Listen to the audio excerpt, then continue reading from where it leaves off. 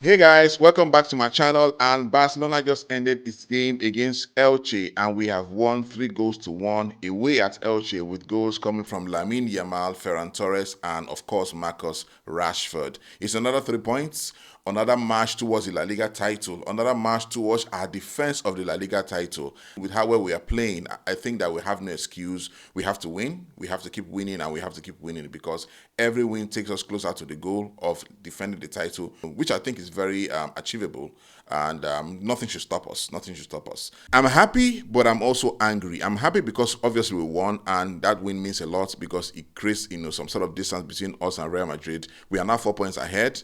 Being 1 point ahead is not comfortable. So now the pressure is back to Real Madrid. So I'm happy we got the 3 points, but I'm not happy because of how wasteful we were in this game.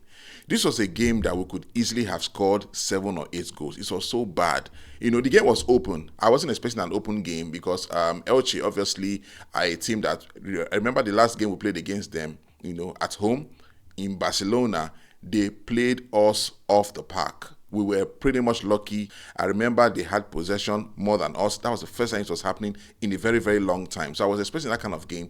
But for the first time at least, Barcelona started the game well.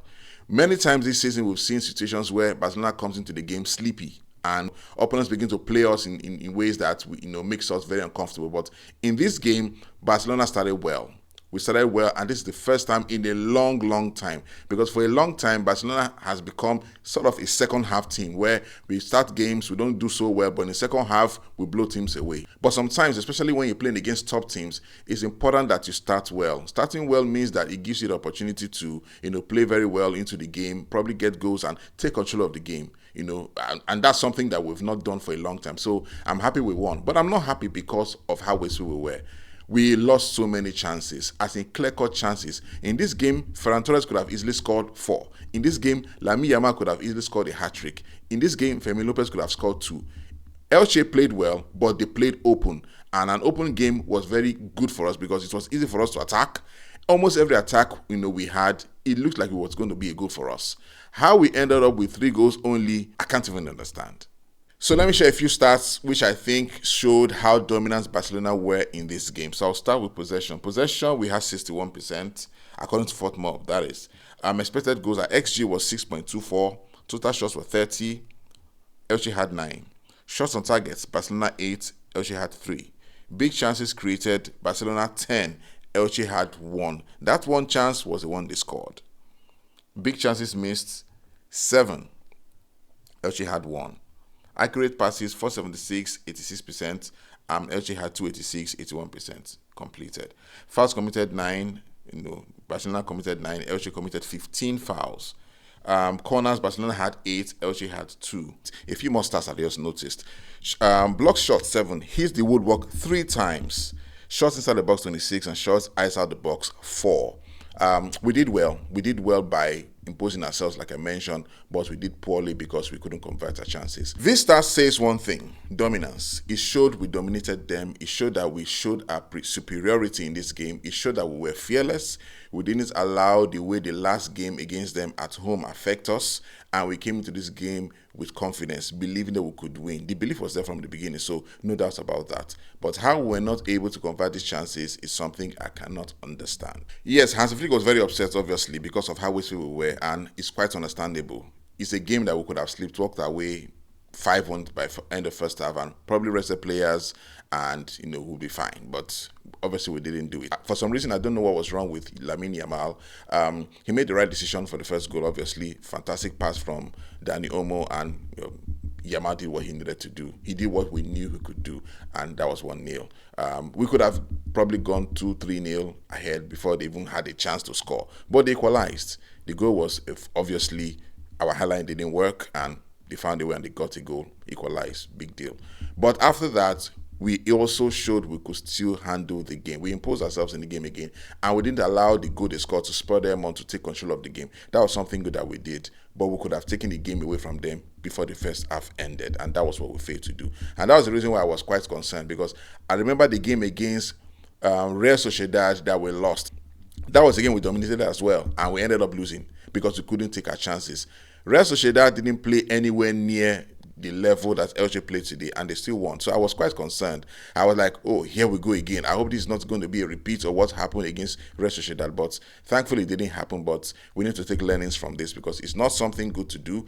Playing in the Champions League, especially now you are going to go into the knockout stage, it's going to be very dicey if we keep playing this way. We need to be very smart. We need to be very, very disciplined. We need to be very, very, very sure that we take our chances when we get them because they won't always come. And when you are on top of the game, that is the right time to score and take the game away. When you don't do that, you give hope to the opponent, and that's what we did. Even after 2-1, we still allowed them play, and they had hope. They had a goal that was chalked offside. Imagine it was, counted. That would have been 2-2, and who knows how the game would have ended.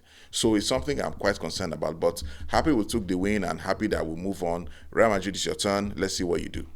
Ferran Torres may have gotten his goal, his 12th La Liga goal of the season, and by far his best season ever in his career. But I think he will go home upset with himself with how he performed in this game.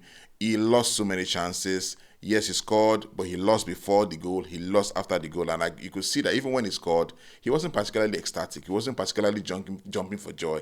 And it's understandable because I'm sure that even after that goal, he would have said, oh man, this shouldn't have been my first goal. This should probably have been my third goal. But it is what it is. He didn't have the chance to score a second one because he was substituted. No, I hope that he comes back in his next game and does better than this because we need the Ferran Torres, the clinical Ferran Torres we saw at the beginning of the season. We need him back.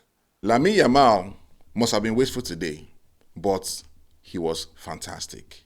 He did what we expected him to do and more. The way he ran, the way he pressed, the way he defended, the way he scored, the way he assisted is phenomenal. I really can't say anything more than that. Lamine Yamal is a player that I know will do well, in this club if he keeps his head. He's already hitting the heights that many people his age didn't hit. Even Lionel Messi, with due respect to him, is the GOAT. I'm not sure he was as good as him at 18 years of age. Lamine Yamal has the world at his feet. And if he keeps his head, he will do amazing things in this club. Frenkie de Jong was also amazing today. He delivered a masterclass in the midfield, and obviously for me, he was the second best player on the pitch behind Lamine Yamal. He held the ball well. He read the game well. He knew how to take the ball from the defenders to drive towards, the midfield. It was fantastic today. He probably would have gotten a goal if not for, a delay in decision making, but he was fantastic today. I'm really looking forward to Frenkie de Jong playing again with Pedri, and, amazing things can happen when those two players on the pitch. But today, Frenkie de Jong, thumbs up to you. In my opinion, our defenders weren't so bad today, but we considered too many chances as usual. It's one of the risks that comes with the high line we are playing. So it's understandable, but we needed to be more confident at the back, which we didn't do so well. Kubasi had a below average game. Eric Garcia was better. He trained tackles. He knew how to drive the ball forward. Eric Garcia does everything he needs to do. He's one of the most valuable players we have in the team, and I'm really happy he's playing for us. However, we need to be more focused in defense. That high line again was breached and they scored a goal. We can't continue like this. We need to do something about it.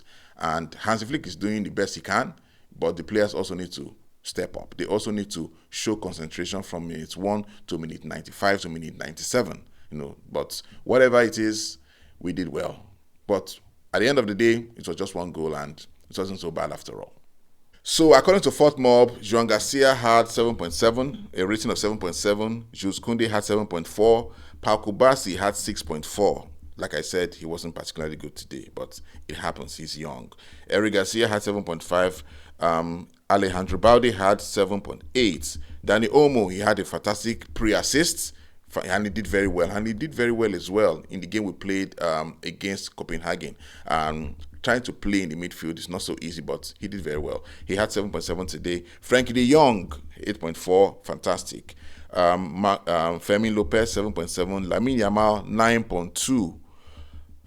Ferran Torres, 8.6. And Rafinha, 7.2. I'm a bit concerned about Rafinha, though. Him going out injured is quite a concern for me because he's a player we need. In the games that earlier in the season, he was injured and he was out for a couple of weeks, and we struggled. We really, really struggled. We struggled especially in pressing because he's the one who usually leads this pressing, by the team. He's the one that usually leads them.